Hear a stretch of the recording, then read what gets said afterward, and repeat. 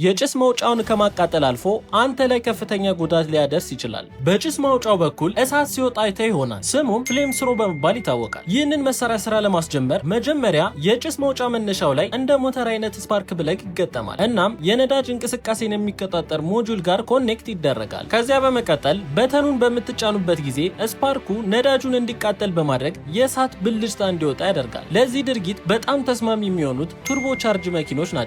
ምክንያቱም በተፈጥሯቸው ተጨማሪ ነዳጅን በማስገባት ወደ ጭስ ማውጫው ቱቦ ያስገባሉ። ነገር ግን ቱርቦ የሌላቸው መኪኖች ግዴታ ያልተቃጠለው ነዳጅ ወደ ቱቦ እንዲደርስ ፊውል ከት ዲሌይ ሞጁል ማስገጠም አለባቸው። ሆኖም አንድ ችግር አለ። ዝቅተኛ ዋጋ ያላቸው ቁሶች ሊነቀሉና የነዳጅ መውጫ ቱቦች ክፍሎችን ሊያቃጥሉ ይችላሉ። ምክንያቱም የጭስ ማውጫው ሲስተም ብዙ እሳት ለማስተናገድ ዝግጁ ስላልሆነ ነው። በመኪና ትዕይንቶች ላይ ሲታይ በጣም አዝናኝና ተወዳጅ ቢሆንም በዕለት ተዕለት እንቅስቃሴ ላይ ብታደርገው የጭስ መውጫውን ከማቃጠል አልፎ አንተ ላይ ከፍተኛ ጉዳት ሊያደርስ ይችላል። እንደዚህ አይነት መረጃዎች እንዲደርሳችሁ ፎሎ ማድረግ አትርሱ።